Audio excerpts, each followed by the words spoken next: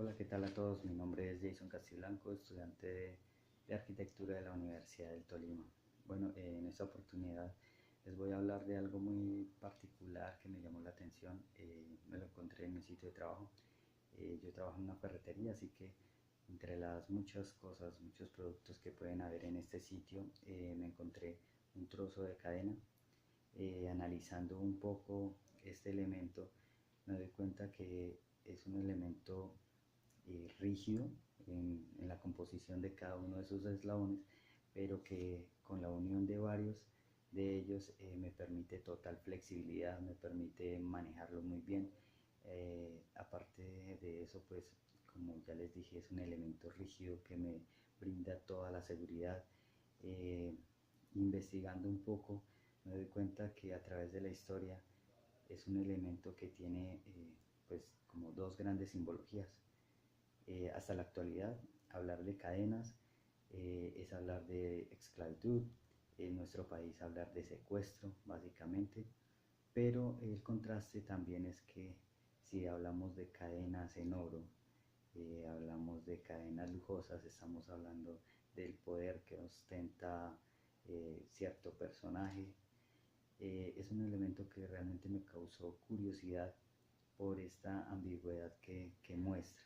Entonces vamos a analizar esto un poco pues a través de la historia, a través de su significado y finalmente les voy a presentar eh, el trabajo de un arquitecto que me parece muy interesante y que lo hizo a través de este elemento y vamos a ver cómo logra eh, formar o crear una arquitectura realmente esbelta, bella. Una cadena es una sucesión de eslabones, generalmente de un elemento resistente, que se utiliza principalmente para sujetar elementos de un modo firme. Los eslabones se encuentran entrelazados entre sí de tal modo que generan una determinada movilidad de la cadena. El término cadena puede utilizarse figuradamente en diversos contextos, como un sinónimo de una sucesión determinada o como un sinónimo de un elemento que cierra u obstruye algo específico. Así es posible, por ejemplo, hacer referencia a cadenas de razonamiento o a cadenas nacionales o reacciones en cadena, etc. Para hablar de la historia de la cadena nos vamos a remontar a siglos atrás, básicamente en la época de los romanos, que la historia nos dice que ellos no partían a la guerra sin antes haber forjado sus cadenas en hierro, plata y oro. Con estas cadenas ellos ataban a sus prisioneros o a los enemigos vencidos, pero también exaltaban a los soldados romanos que hubieran merecido ganar estas batallas. Estos soldados recibían condecoraciones que básicamente eran cadenas adornadas en oro que exaltaban o engrandecían su labor guerrera de esta época o sus buenas hazañas.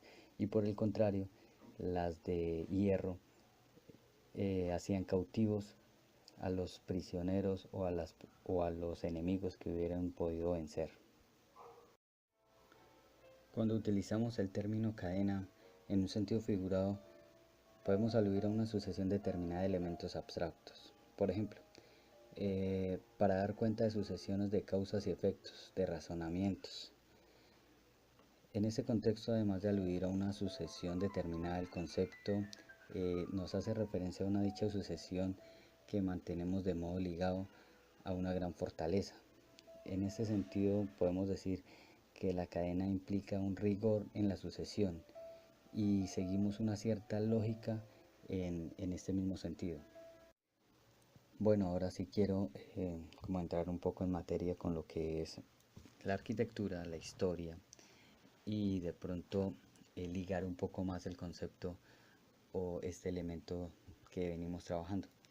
Buscando en la información me encontré con que existe en la construcción un tema llamado los castillos y cadenas, que no son otra cosa que las armaduras en acero y hormigón que nosotros utilizamos al momento de confinar los muros.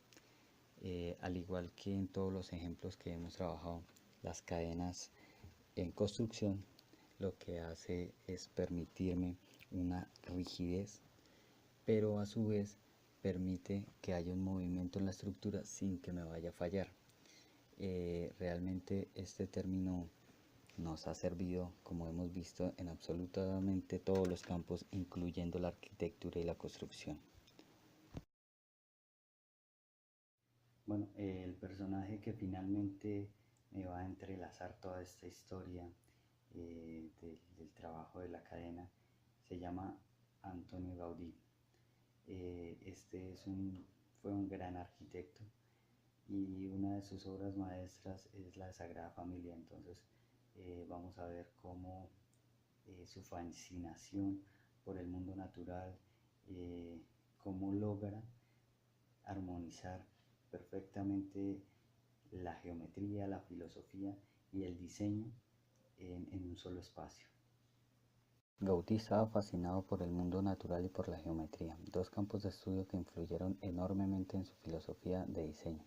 En sus edificios aparecen formas orgánicas y fluidas y términos matemáticos de miedo como paraboloides, hiperboloides, helicoides, crean arcos y techos que son a la vez elegantes y muy fuertes desde el punto de vista estructural.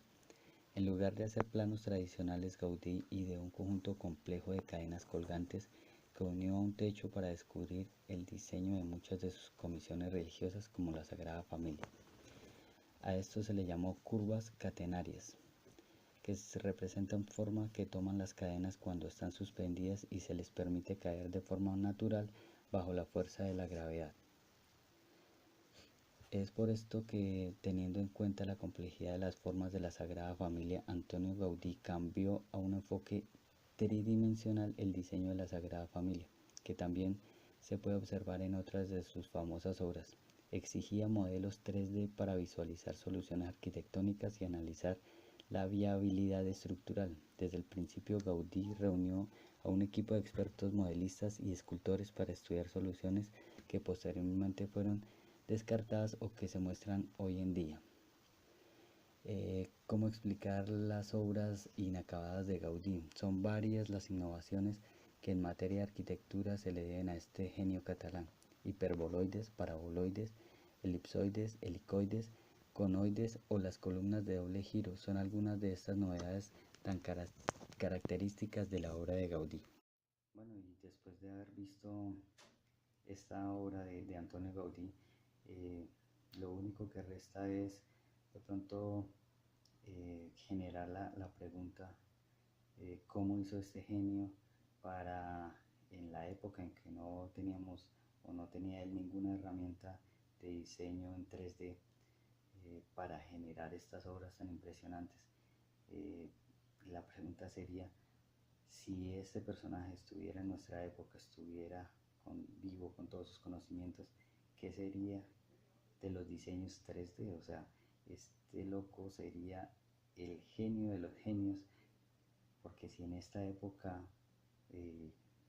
se dio formas de controlar esta particularidad que hoy en día nosotros estamos empezando a manejar, ¿quién hubiera sido este personaje con estas herramientas?